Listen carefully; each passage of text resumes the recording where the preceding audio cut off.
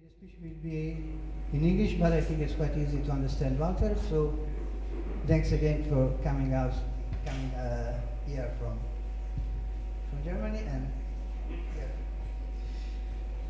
Grazie, Romeo. Buonasera. I would love to entertain you for the rest of my speech in Italian too, but it's not late enough. Usually my Italian tends to get better in the evening with each glass of wine, but so far there was only coffee. So you have to do with English, but I try to speak slowly and as clearly as I can, so I hope you can follow me. So I'm very glad to be here, and I would like to thank Romeo again for the invitation to speak to you here today about some major trends that we see from the European perspective, the Brussels perspective, if you want to say so, in terms of the sustainable transformation. Well, I call it here obviously the textile and fashion industry. I know Romeo also added the leather industry to it, of which I think many of you here are representative of this industry. I think it doesn't make a big difference which material we use to make our fashion products. The trends and the developments that we see are the same for those different material sectors.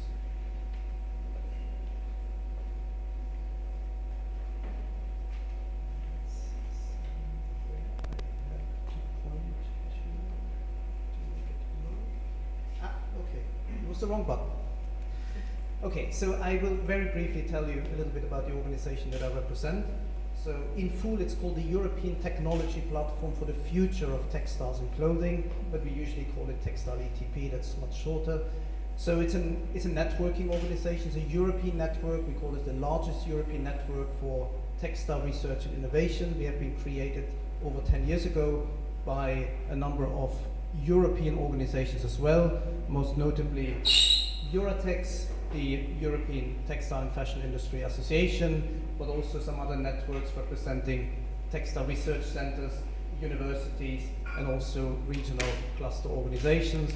We have quite a lot of participants, members, subscribers, and so on. The numbers are not very clearly visible here, but it's a very large network, and what we try to do is promote, encourage collaboration in Europe for more research and innovation.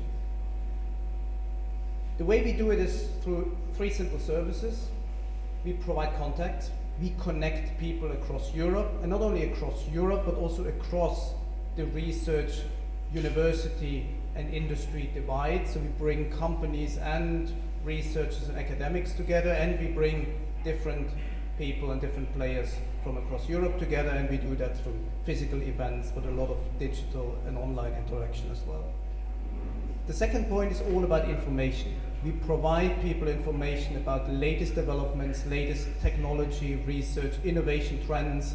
We have specific learning programs or master classes, as we call them, in different areas. Sustainability is one, digitalization is another one, smart materials is a third one. So we provide a lot of information about what is going on, who is doing what, who develops new technologies and new innovations in that whole sector in Europe. And the third one is we make it as easy as possible to get to funding. We don't provide funding ourselves, so the funding comes obviously from the European institutions, from the European Commission, but we try to make it as easy as possible for people to get to the funding, which means we inform people as soon as funding calls are available. We allow our members to pitch project ideas so they can find partners, because in these funds you need to work always with European partners. You have a consortium of partners from different EU countries that you then apply for these funds, and once those projects are accepted, we also help those projects to disseminate, to spread the information. So that's basically what we do. We're a small team in Brussels with 6 people, and we have a growing activity because, well, research and innovation is something that's becoming more and more important for this industry. What we also do is, and you can explain it probably best with the term a think tank. So we try to act as a think tank for this industry to really map out long-term trends, long-term technology trends, long-term innovation trends. And for this, every 5-6 years we publish a roadmap or a strategic agenda where we say these are the big innovation trends that this industry in Europe is going to face. These are the big technology and research needs that we have. And this is something that is then used by the European institutions when they plan their funding programs. They say, okay, well, there is a need for more research on recycling technologies or digital technologies or new materials and so on. And then they put that into their programs, and that allows the sector to, or companies and researchers from the sector to find more funding opportunities. Sometimes we really think very long term. We really project out 20, 30 years. And this is here what I would like to show you in a nutshell, where we see this sector moving not in the next 5 years, not in the next 10 years, but maybe in the next 25 or 30 years. So let's think about 2050. And these are the three big challenges that this industry is facing. Number one is when you look at the materials that we use, especially in the textile industry, about 2/3 of the materials, the fibers that we use, are fossil based. They come from fossil resources in the ground, and we turn them into synthetic fibers, polyester, polyamides, and so on and so forth. About 1/3 is natural or bio-based. And we believe over time, we have to go to 100% bio-based. We cannot decarbonize our materials because our materials will always be based on carbon. A cotton fiber is carbon, a wool fiber is carbon, a polyester fiber is carbon. So we will always have carbon, but we want to make sure that the carbon does not come from fossil resources in the ground. It has to come from three sources. It has to come from the biosphere, natural fibers or natural grown biomass that is renewable that we turn into fibers. It can come from the so-called technosphere, that means we recycle what we already have. Or it can, not very soon, but sometime in the future, even come from the atmosphere, where we can actually capture CO2 from the atmosphere and through chemical processing turn that back into fibers. So this is a long-term trend. All our materials that we use should not come from fossil resources. The second trend is the energy that we use in this industry, and we use a lot of energy, should also, and that should be fully decarbonized. So energy sources should be fossil energy free, should be carbon neutral, so to speak.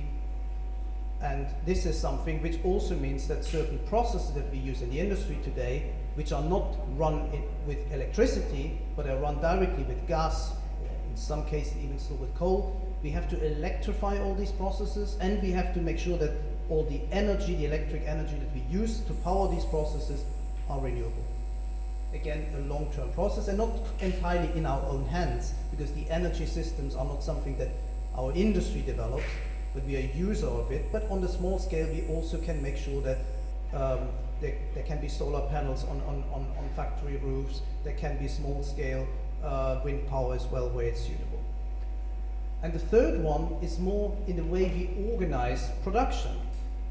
You know, a reality today is that in volume terms, the majority of the fashion products that we consume are not made in Europe. In value terms, it's a little bit different, but in volume terms, most of what we consume in terms of fashion products are not made in Europe anymore. We believe in the long term, we have to come to a system where we make what we need, what is demanded locally, obviously highly automated, highly digitized, highly integrated, so we can be fast, we can be wasteless, but we have to be local. We don't ship materials and products 3 times around the world before we consume them, because also we want to have a circular economy. And if we want to have something circular, again, we don't want to collect waste in Europe and ship that waste somewhere to Asia to make it back into products that then come back into Europe. Again, this needs a lot of innovation, a lot of development, but we believe that in the long term, that's where we will go. Now, you can say, well, how do we know? How do we know that all of this happens? How do we know that, how can we be sure that this will happen? And people usually say, yeah, well, legislation will force us to do that.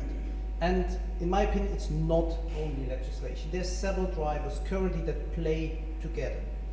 And I basically put them in two different domains, in two different buckets. One I call market drivers, and here we have obviously consumer behavior. We know consumer behavior is changing. We know that consumers, especially younger consumers, look for more sustainable products. They may not be willing to pay more for those products, but at least they feel better consuming more sustainable. So that is a driver for our industry, and it will be a stronger driver, a driver that is becoming more strong. The second is resource costs. We know, I think since a few years now, that there is real inflation in the resources that we use. And we were not used that these resources would inflate so much. Energy obviously is the big one right now, but we will also see inflation in raw materials. We see inflation and higher costs in basic chemicals that we use. So all of this is something where economy and ecology works hand in hand.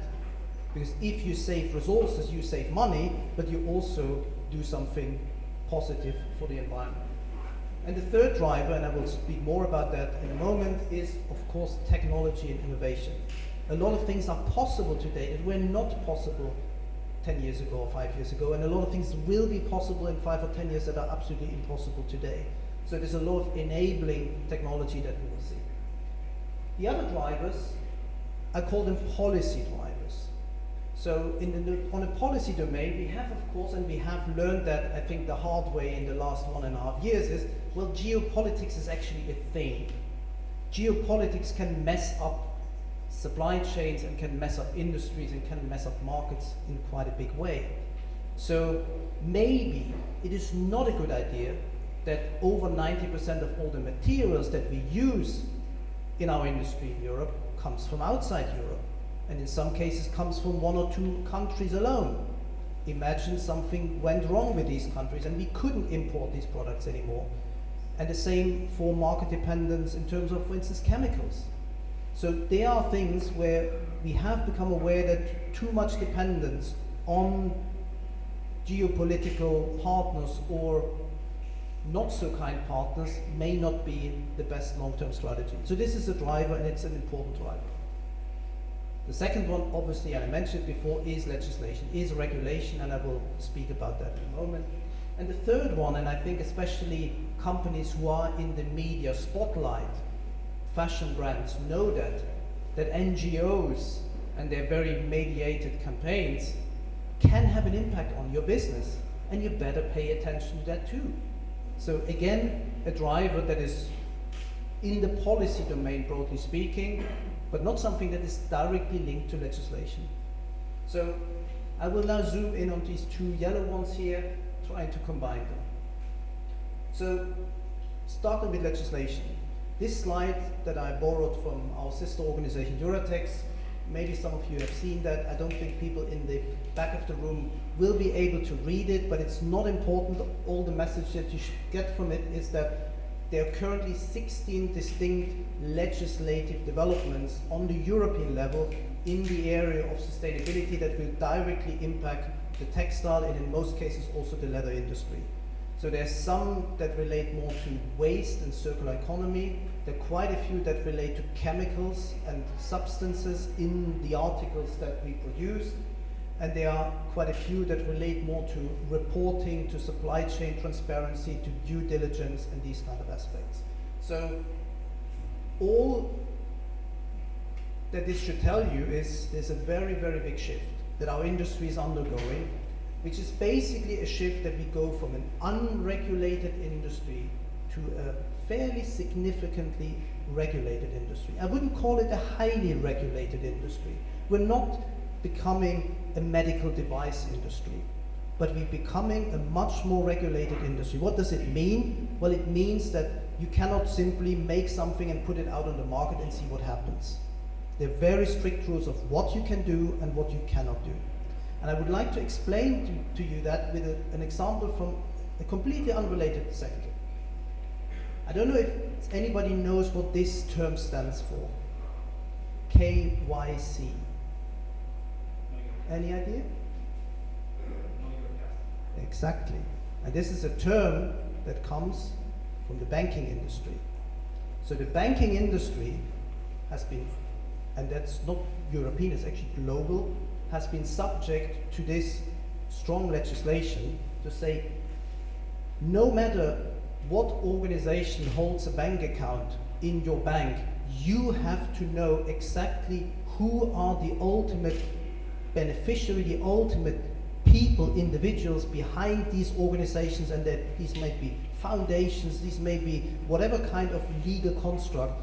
Who are the ultimate beneficiaries? Where do they live? So you need to have very detailed information about those customers. And that can be sometimes really a pain in the neck, to the point that banks today go to some of their customers and say, thank you very much for being a very loyal customer. We invite you to look for another bank. Why? Simply because the paperwork involved in KYC for this particular organization or individual is not worth it. If you have the luck or the misfortune to hold, in addition to your Italian passport, also an American passport, you may receive information, a letter from your bank saying, well, thank you for being a loyal customer, we don't need you, we don't want you anymore, because all the paperwork related to a US citizen is not worth all the effort for your bank account. The same happens, and I've seen it happening, to foundations, to non-profit associations in Brussels, where the bank simply said, we don't want you anymore. You have a board of 10 different people from 10 different European countries where we are obligated to keep up to date on all their personal information. We don't do that anymore. Look for a new bank, and good luck finding one. So basically, a situation where, thanks to regulation, an industry says no to its clients, which is something quite remarkable. Now, could there be something somewhat similar in the fashion industry? And I would say yes. The term would be only slightly different. The term would go like this. And I think you can guess what the S stands for. It doesn't stand for the customer, it stands for your supplier. So if you are a fashion brand, if you're a market-facing entity, a retailer, you better know exactly where all these stuff that are in your products are coming from, who made them and how. So whether that's the material, whether it's the textile or the leather, whether it's the accessories, the trims, whatever, whether it's the chemicals that have gone into it, if it's a natural material, well, that animal, where did it live, how did it live, and how was everything processed through the supply chain. And what it means for you as a supplier is that you better be able to provide all this information to your customers, because otherwise your customers say to you, well, if you can't provide this information, thank you very much, we don't want you anymore as a supplier. So in an analogy to the bank situation. So this is something that we see coming. It's not something that will be a process over a year or two, but this is what we see coming to the industry.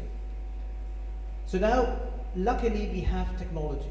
We have technology that will make all of that a bit easier. Not easy, but a little bit easier.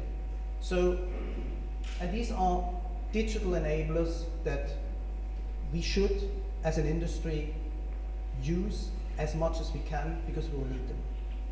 The first one, and I will focus on that a little bit more because I saw it also in the word cloud, it's the center of attention right now, the digital product passport, and we'll talk about that in a moment. So I'm not, but also integration, digital integration of your supply chain, deep integration, a real, very seamless, very integrated flow of data, digital data between suppliers, customers in a supply chain, without people taking a document, printing it out, typing it into a different system. Things should be absolutely seamless so that you can trace it back.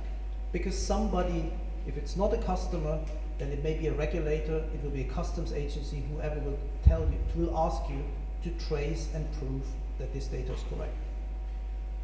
In design, the same thing. Design tools should automatically also allow us to optimize sustainability parameters.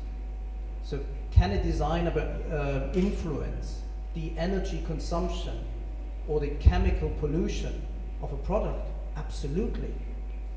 Material choice, process choice has a direct influence on the environmental footprint of your product. The problem is a designer doesn't know. A designer doesn't have the tools today to do that, but a designer should have these tools and should have the knowledge to do that, to optimize for sustainability. And you remember the third big challenge that I mentioned: local production, highly integrated, highly digitized, highly automated, in small factories, in digitalized factories on demand. Because this is one of the big problems that our industry has, and that is it is always singled out. They say, we overproduce. Why do we overproduce? Why do we produce so much more than what we actually can really sell? It's because we do not produce on demand. We mostly produce on forecast, and our forecasts often are wrong. That's the nature of forecasts. So if we can go to a system where we really produce on demand, we really produce very close to the time and place where the consumption is, these errors will be much lower, the overproduction, the waste will be much lower, but we need manufacturing systems that allow us to do that, which is currently not the case. I think digital printing is a very good example that this is possible, and we have seen the evolution in digital textile printing, which was a niche technology used a little bit for sampling some 10, 15 years ago, and now it's really into mass production. But we need to digitize and automate much more processes, and especially the assembly processes, which are obviously the big labor-intensive bottleneck. And then also, we are used as an industry to sell products. The products is what we try to valorize. The more products you can sell, the better you do as a fashion company. Obviously, we also sell stories, wonderful stories about those products. But we also should think about we can sell services. These products can be linked to services. Why can we sell a product just once? Why can't we sell it over and over again? Consumers are doing that today. Why not the brand who actually put the product in the market in the first place? They know perhaps much better where to find the next customer that they can extract additional value from.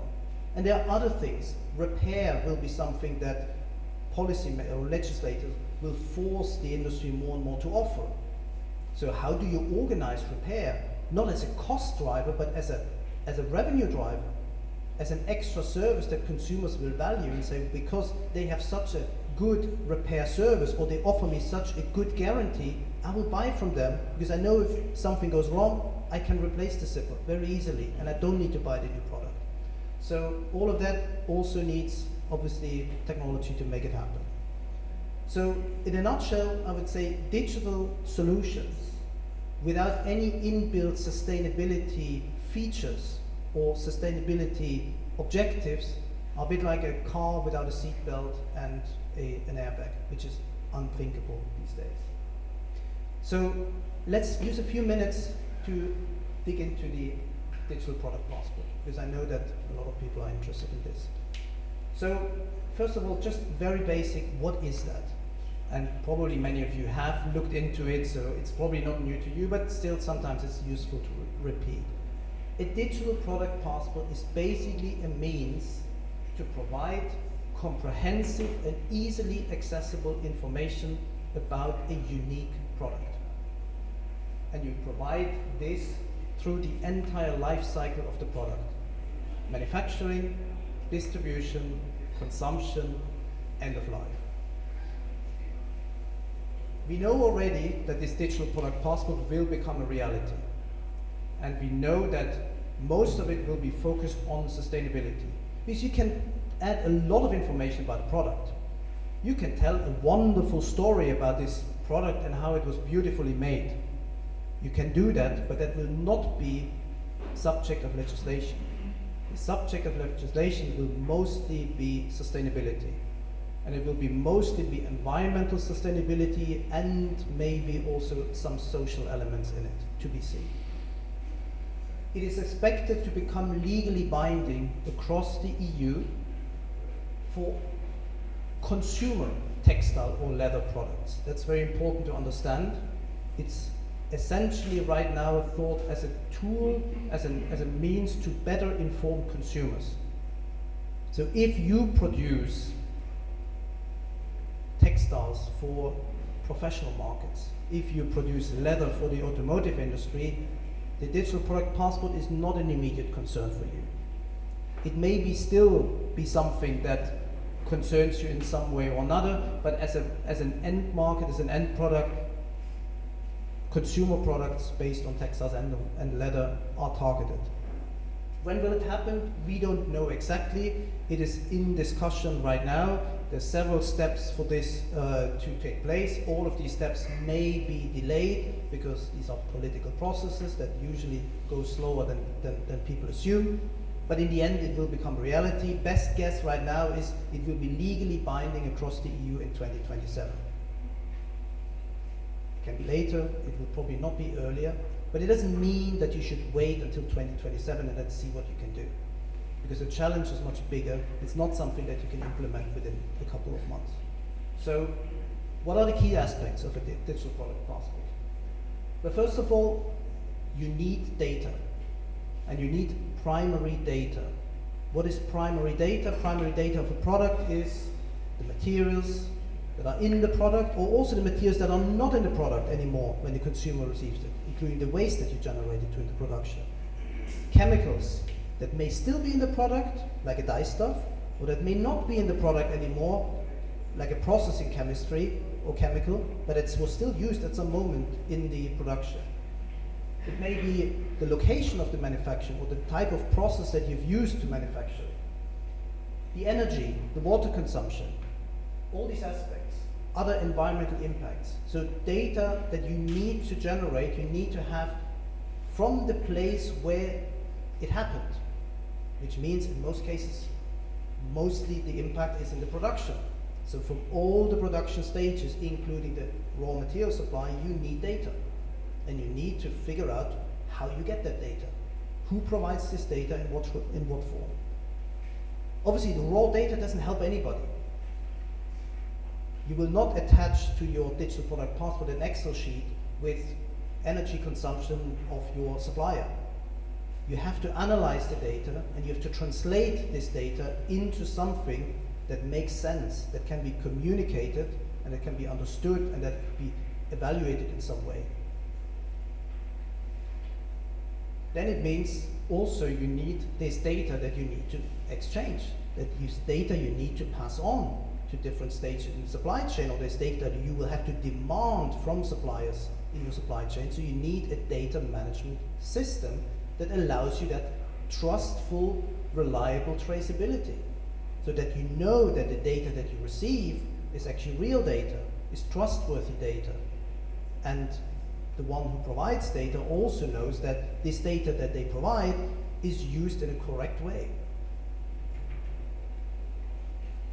Then of course there is the technical issue of how do you attach that data to the product, what is called the data carrier. We don't know exactly what the data carrier will be. Likelihood is something probably close to a QR code, because that is something that is relatively well understood, relatively accessible to consumers, relatively easy to attach to most fashion products, but it may be something else. We don't know yet. So this is not yet decided, and also in what way you present the data to the consumer or to other stakeholders that need to have access to the data is not yet clear, but there will some sort of database that, or website, whatever, that this code will link to when you scan the code. Accessibility is very important, because it's not only the consumer that needs to access the information. There are many other stakeholders that may want to see some of that information. Maybe not all. They may not have the right to see everything, but they need to get given right to what they have to see. So a customs agency may need to see certain data, and you have to make sure that the customs agency can see the data. A repair organization, a recycler may want to or may need to have certain information to recycle the product correctly, and you have to make sure that this information is provided and it can still be, it's still available if the product is already used, which may be that your QR code or whatever is not really readable anymore. So these are issues and aspects to think about. And then it's a bit of a, let's say, a special case. I don't think it has a huge impact, but still, it also should be possible to update information throughout the product life cycle. So imagine a product has been professionally repaired, and you need then to be able to update the information in the product passport for this repair operation. Again, it's a, let's say, it's not the main issue, but it's also an issue to be thought about. So as a company, what do you do? This all sounds, I think, very challenging and very uncertain. So that's why the first thing is try to stay informed. Follow the process there, and usually there are organizations, I usually refer to industry associations, that follow these things and that let you know, okay, this is now in this and this political process, we may have another 6 months until the next decision is taken, and then they will start working on the next point, and so on and so forth. So it gives you a bit of a timeline, and as the process goes on, you will, more and more information will become clear. So you will know more and more what kind of things you will need to provide. The second thing, and that's something that you will not be able to do without, is you have to know your complete supply chain. If you cannot map your supply chain, and it means your complete supply chain, from the raw material all the way to the consumer and eventually those who take care of that product at the end of the life, you will not be able to do that. And you can do that already today.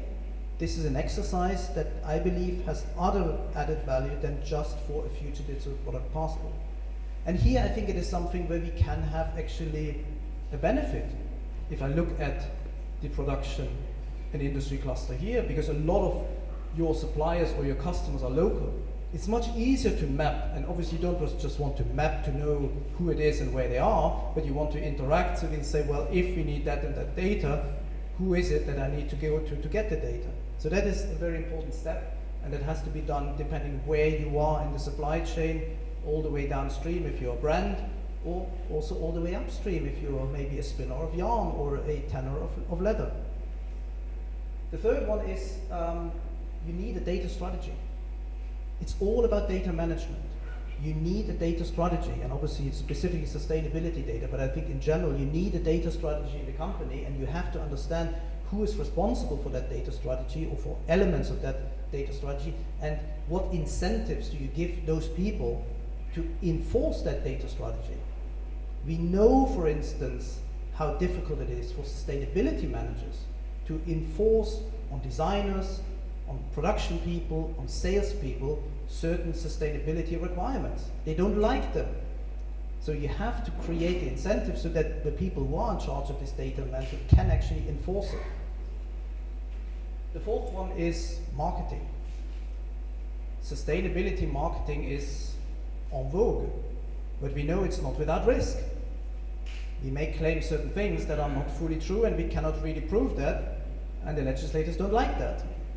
So this is something that you need to, it has to be in sync with what you can really do in terms of the data that you have and the knowledge that you have. I always encourage companies to make small experiments. Try things, pilot things in-house with certain customers that are nearby, customers or suppliers that you know very well, that you trust very well. Use a simple product, use a simple process, and see how it works. There will be more and more projects, also fundings to allow companies to do this thing, to test new technology, and I will give an example later on. But really experiment, because in the practice you will see what is difficult and what is doable. You need the digital skills for that. And this is not something that is easy to develop, not easy to find. And you also should help players in the supply chain that are less advanced, that have less skills, that have less resources, because you will depend on this data that they provide. And you should also start talking to companies, because there are companies starting to offer services, tools that allow you to do certain DPP. If a company comes today and say, if you use our technology, you're fully DPP compliant, I'm sorry, that's bullshit. because nobody knows what it means to be DPP compliant. But there are certain things that you know you will need, and so talk to them. And you will understand from them also what kind of data they would need from you. So that gives you an idea, say, well, do I have this data? How difficult it would be to get this data? And what do I need to do to get the data? And last but not least, it's a little bit far-fetched, but don't underestimate the aspect of artificial intelligence, because there will be a lot of information that you will have to provide to potential consumers, legislators, whatever, about your product. Most of that will never be read by anybody. And my guess is most of that will not even be written by anybody. It will be written by AI in one form or shape, and it will probably mostly read by AI in one form or shape. All what you need in the end is, there's a green tick box, compliant. And for that, I think AI will play a role. Not immediately, but don't underestimate it. So that's it. I just want to give you, and I'm not spending a lot of time on that because I see Romeo is already standing here saying it's time. There's a European funded project called TRIC, where we develop in a consortium, a relatively large consortium, with obviously a lot of Italian partners here, a number of technologies that link not only to the TPP, but to traceability and services around traceability in general. So there are 6 different services that are being developed: circularity, product environmental footprint, preferential certificate of origin, AI for anti-counterfeiting, health protection, and social and ethical assessment, all on one integrated platform. It's research stage, so these things are not yet fully implemented, but we pilot test them.